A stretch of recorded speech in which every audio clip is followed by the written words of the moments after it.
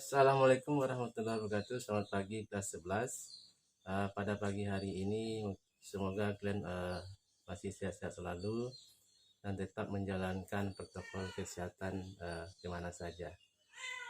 Jadi pada permulaan pagi ini kita akan mempelajari bab 1 yang mengenai pendapatan nasional. Jadi pendapatan nasional itu dibagi dalam beberapa subbab. Subbab pertama itu pengertian pendapatan nasional. Sudah itu subbab kedua manfaat menghitung pendapatan nasional. Yang ketiga komponen pendapatan nasional. Jadi kita mulai pada pengertian pendapatan nasional. Jadi ada beberapa pengertian pendapatan nasional itu. Salah satunya adalah pendapatan nasional itulah pendapatan yang diterima oleh suatu negara selama 1 tahun. 1 tahun berjalan, berarti 1 tahun. Nanti pendapatan nasional itu dibagi dalam beberapa pengertian.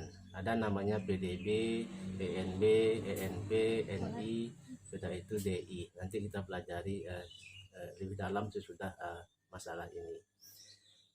Jadi belajar dari pendapatan nasional ini nanti ada beberapa pengertian.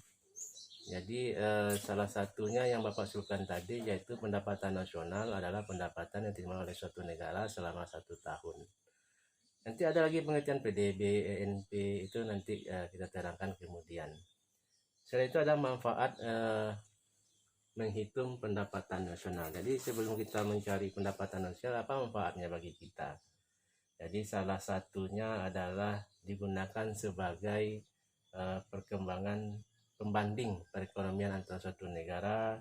Sudah itu digunakan sebagai pedoman untuk membuat kebijakan di suatu negara.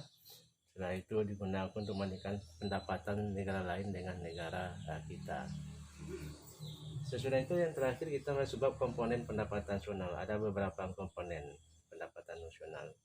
Itu kita pelajari nanti Bapak WA kan catatannya.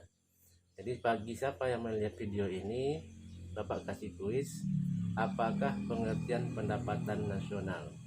Jadi setelah kalian melihat video ini, kalian jawab kuis Bapak. Jadi siapa yang dapat duluan menjawab nanti nilainya plus bagi dia. Pertanyaannya adalah apakah pengertian pendapatan nasional yang sudah Bapak katakan tadi. Hanya itu yang bisa Bapak sampaikan. Nanti Bapak beri catatan. Sudah itu kita merangkumnya dan nanti dikerjakan tugas yang Bapak berikan. Wassalamualaikum warahmatullahi wabarakatuh.